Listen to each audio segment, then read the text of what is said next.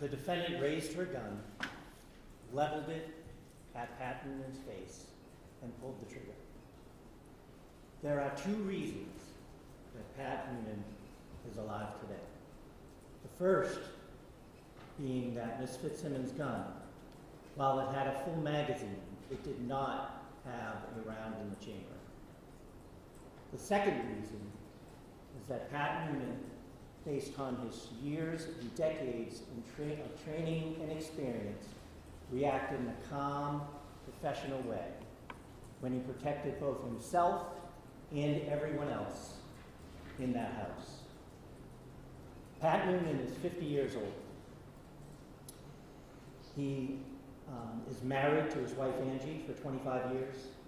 He has a son, Jonathan, who goes to school locally, college. He grew up in New York State at first and moved to Massachusetts to North Andover when he was 4 years old. He moved here with his father, his mother, his older sister.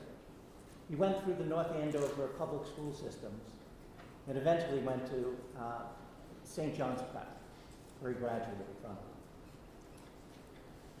He eventually spent a bit of time in college, but his real goal was to join the military, which he did.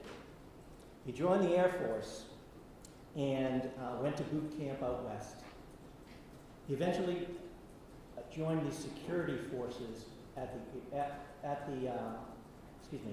of the Air Force, where he was trained to secure nuclear weapons. He did that pretty much his whole time while he was in the Air Force. It was specialized training, weapons training, stress shooting training, defensive tactics training. His first assignment was on the ground in a Humvee.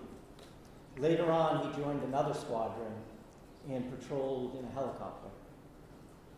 He was honorably discharged from the Air Force, and he came back to North Andover. There he worked security, armed security, at the Seabrook nuclear power plant. All the while, his goal being to become a police officer, which he eventually did in North Andover. He worked in the North Andover police for years. It was his hometown police force. He joined the SWAT team, which is a specialized unit that deals with emergent violent situations, barricaded people, hostage situations, serving armed warrants and the like. It was during that time that they trained twice a month and 40 hours in a separate block a year. He did that for years at North Andover. He eventually transferred to the Lawrence Police Department. And he did that because he wanted to have a busier atmosphere. Lawrence is a lot busier than North Andover. He worked there for a number of years. Again, the SWAT team, he was a detective, had a specialized training. And back in 2024, he decided to make a switch and come full circle. He moved back to North Andover PD, both because he wanted to end his career there where he started, but he also wanted to bring his training and experience to his hometown police force. That was one of the reasons that Lieutenant Daly, on June 30th of 2025, asked Pat Noonan to accompany him and Timothy Houston, another officer who was a military vet, to serve a restraining order on Kelsey Fitzsimmons. He knew Pat had the experience, the temperament, and was cool, calm, and collected no matter what happened. Kelsey Fitzsimmons was a police officer. She had been on leave, but she was a police officer on June 30th of 2025. Also on that day, her partner, her boyfriend, her fiance, Justin Allain, was concerned for his safety, for his 4-month-old child's safety that he shared with the defendant, and for Ms. Fitzsimmons' safety, specifically after events happened that weekend. And so we went to court, and he applied for and was granted a restraining order. The restraining order granted him custody of his 4-month-old son, ordered the defendant not to have any contact and to stay away from him, and also that she would be relieved of her weapons. She was a police officer, and she had a service weapon and 2 other guns that she had legally. Lieutenant Daly was at the PD when Mr. Elaine came in.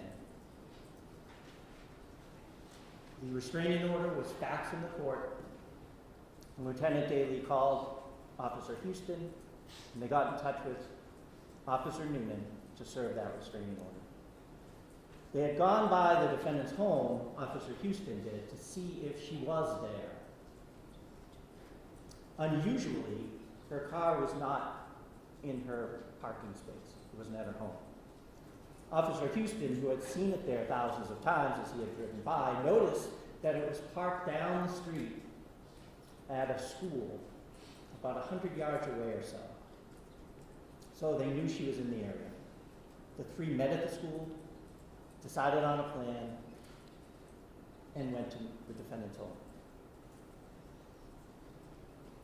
They met her at the door, and you'll see surveillance video from the home of that encounter as they come to the door. Ms. Fitzsimmons comes to the door holding her 4-month-old child. They go into the house. There's no surveillance system in the house other than in the basement. They explained to her what was happening, that there was a restraining order, that there's going to be a hearing on July 14th where she'd be able to tell her side of the story. And she tells the officers, I know how this all works. They ask her where her firearms are, and she lies to them, and she tells them they're in the basement. She's sitting down on a couch, the baby is next to her. She calls her mother, who will soon come over, and they tell her that Justin's coming also, because he's going to get custody of the baby. Officer Houston, who is also in the living room, sees a gun case on the sofa, and he opens it. Ms. Fitzsimmons lies to him again. I told you the guns are in the basement.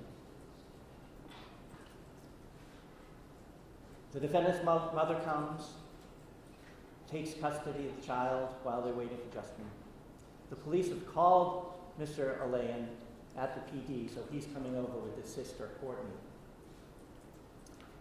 The officers allow the defendant to walk around the house gathering baby stuff, equipment, clothing, and things like that, so the child will have what it needs when it's taken by Mr. Elaine.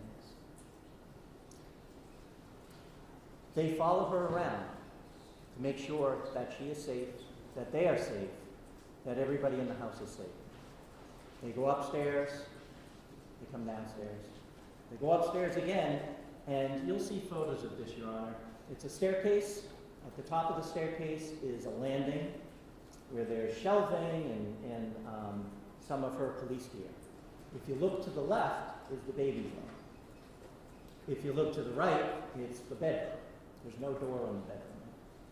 So she goes in the baby's room and she's gathering things, and she's handing it to the officers who aren't going to take possession of it. They put it down.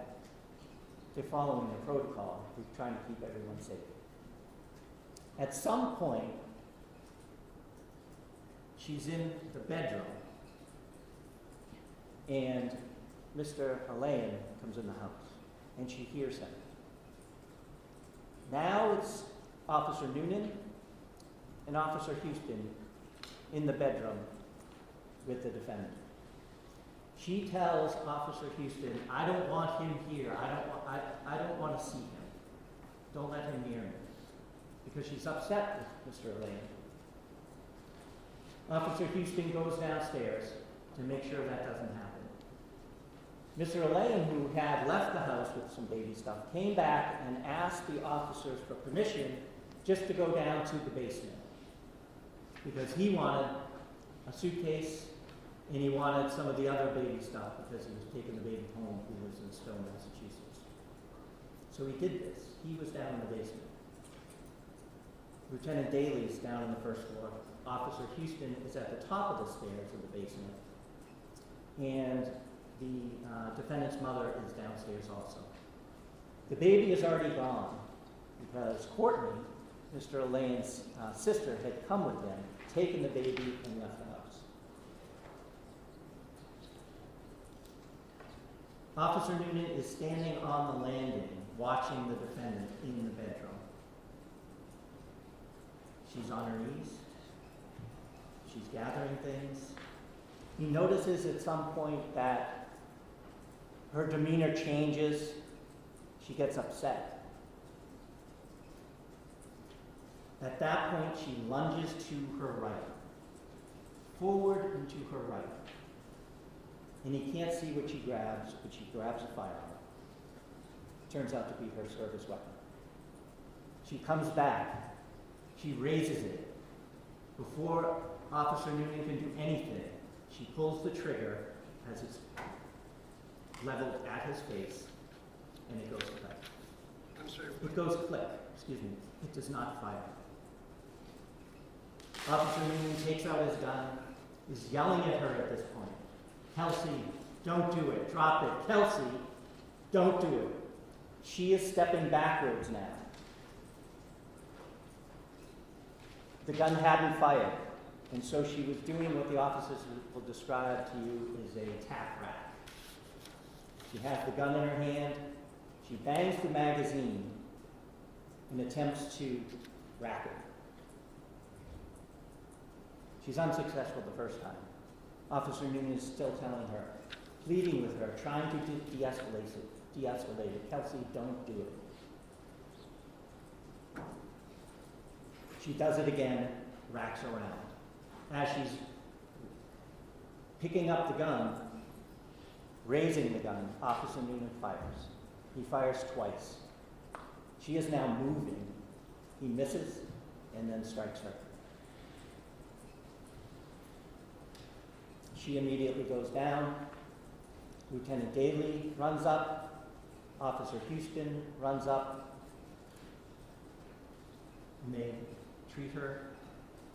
They call for an ambulance in the fire department, and she's eventually taken to the hospital. The gun that she used on Officer Noonan was underneath her. Lieutenant Daly grabs it, puts it on the bed. Officer Noonan, still focused on procedure and what to do, picks it up and moves it farther away from her so it's not a threat. That is eventually collected by Officer Poor, who shows up later. The credible evidence in this case, the only credible evidence in this case, I would suggest to you, Your Honor, will be that Kelsey Fitzsimmons raised the gun and pointed it at Officer Noonan. She pulled the trigger when she did this. The credible evidence in this case, Your Honor, will prove beyond a reasonable doubt that the defendant is guilty. Thank you.